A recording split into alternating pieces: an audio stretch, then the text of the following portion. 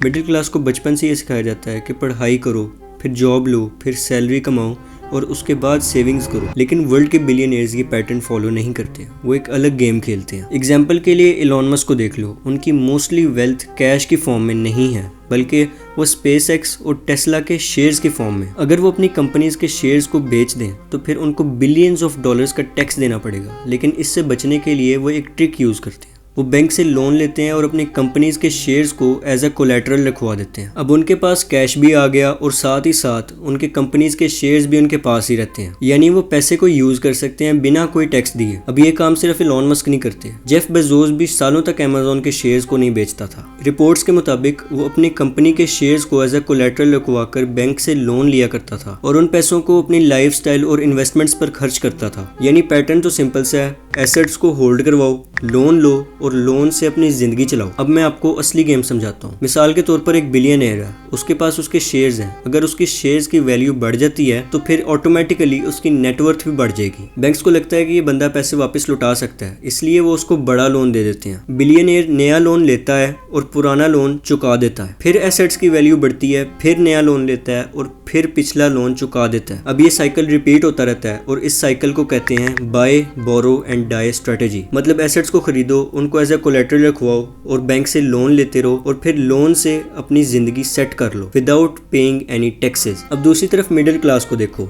उनके लोन्स किस लिए होते हैं? कार्स के लिए, घरों के लिए या फिर किसी मोबाइल को बाय करने के लिए। ऐसे लोन्स पैसा जनरेट नहीं करते, सिर्फ एक्सपेंसेस कवर करते हैं। सैलरी आती है, बिल्स पे होते हैं और साथ ही अगले महीने से उनको जीरो से स्टार्ट करना पड़ता है। जहां बिलियनियर्स का डेप्ट उनको और अमीर बना देता है, वहां मिडिल क्लास का डेप्ट उनको 9 to 5 के अंदर फंसा के रख देता है। बिलियनियर्स के पास एसेट्स होते हैं जो उनको अमीर करते रहते हैं और मिडिल क्लास के पास लायबिलिटीज होती हैं जो उनसे पैसे लेती रहती हैं। बिलियनियर्स रूल्स को समझकर यूज करते हैं, जबकि मिडिल क्लास रूल्स को फॉलो करती है और सिस्टम उनको यूज करता रहता है।